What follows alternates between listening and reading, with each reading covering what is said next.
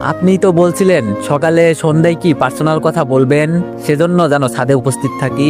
আমি এসে দেখি আপনি নেই, তাই ভাবলাম আপনি হয়তো এসে চলে গেছেন, তাই গিয়েছিলাম। ম্যাম বলল বুঝলাম। আমি বললাম তো কি পার্সোনাল কথা বলবেন? ম্যাম বলল হ্যাঁ, তোমাকে যেটার জন্য ডেকেছিলাম সেটা হলো তোমাদের ক্লাসেরই একটা ছেলে আমাকে প্রতিদিন এসএমএস করে, অনেক সুন্দর কবিতা লিখে। এমন কাউকে কি তুমি চিনো? আমি একটু থমথম হয়ে বললাম না ম্যাম, আমি এমন কাউকে চিনি না। ম্যাম বলল তুমি একমাত্র ভরসা ছিলে, তুমিও তাকে চিনো না? আমি বললাম তাকে চিনে কি হবে, ডিস্টার্ব করলে ব্লক করে দেন ম্যাম। ম্যাম বলল সেটা তোমাকে ভাবতে হবে না, শোনো তোমাকে একটা কাজ দিতে চাই, পারবে তো?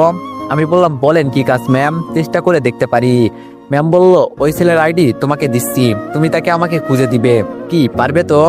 আমি মনে মনে অনেক হেসে যাচ্ছি, কোন রকম হাসি চেপে আছি। আমি ম্যামের দিকে অবাক হয়ে তাকিয়ে মনে মনে বললাম বাহ ম্যাম বাহ, আমাকে খোঁজার জন্য আর কাউকে পেলেন না, আমাকে এই খোঁজার দায়িত্ব আমাকেই দিলেন, কেমনে খুঁজি এখন আমি? ম্যাম আবার বলল কি হলো বলো, খুঁজে দিতে পারবে কিনা? আমি বললাম ঠিক আছে ম্যাম, আমি চেষ্টা করব। ম্যাম বলল ঠিক আছে, আইডিটা নাও। আমি বললাম ওকে। ম্যাম বলল এই যে এটা ছদ্মবেশী কবি, তার নাম্বারও নাও। আমি বললাম ওকে।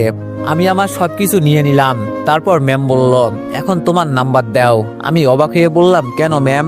ম্যাম বলল তোমাকে অনেক দরকার লাগতে পারে, প্রয়োজনে ফোন করব। আমার ফোনে দুইটা সিম ছিল, তাই বেঁচে গেছি। আমি আরেক সিমের নাম্বার ম্যামকে দিলাম। নাম্বার নেওয়ার পর ম্যাম বলল ওকে, এখন তুমি যাও।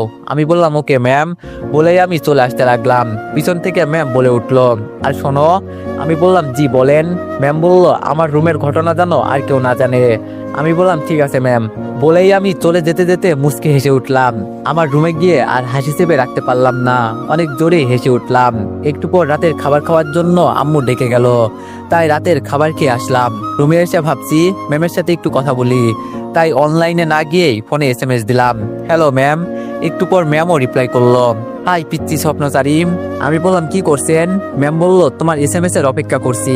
আমি বললাম তাই, যদি না করতাম? ম্যাম বলল তুমি ভোলার ছেলে নয়, সেটা আমি ভালোই জানি। আমি বললাম বিশ্বাস করেন আমায় ম্যাম? ম্যাম বলল তোমাকে বিশ্বাস করা যায়। আমি বললাম থ্যাঙ্কস। ম্যাম বলল তোমাকে খুঁজে পেতে আমার আর বেশি সময় লাগবে না। আমি বললাম কি করে ম্যাম? ম্যাম বলল লোক লাগাইছি, আমিও চেষ্টা করছি। আমি মনে মনে বলছি কেমন লোক লাগাইছেন তা তো দেখতেই পারছি, আমাকে খোঁজার জন্য আমাকেই বলছেন। ম্যাম আবার বলল কিছু বলছো না যে? আমি বললাম আপনাকে নিয়ে ভাবছি। ম্যাম বলল কি ভাবছো শুনি? আমি বললাম ওকে, সেটা কবিতার মাধ্যমে প্রকাশ করছি। আপনি কি জানেন আপনাকে ঘিরে ভেবে কেটে যায় আমার সকাল সন্ধে, একটা মিষ্টি হাসি একটুখানি রাগ, দু চোখে লুকানো হাজারো অনুরাগ। আপনি হেঁটে গেলে বাতাসও থমকে দাঁড়ায়।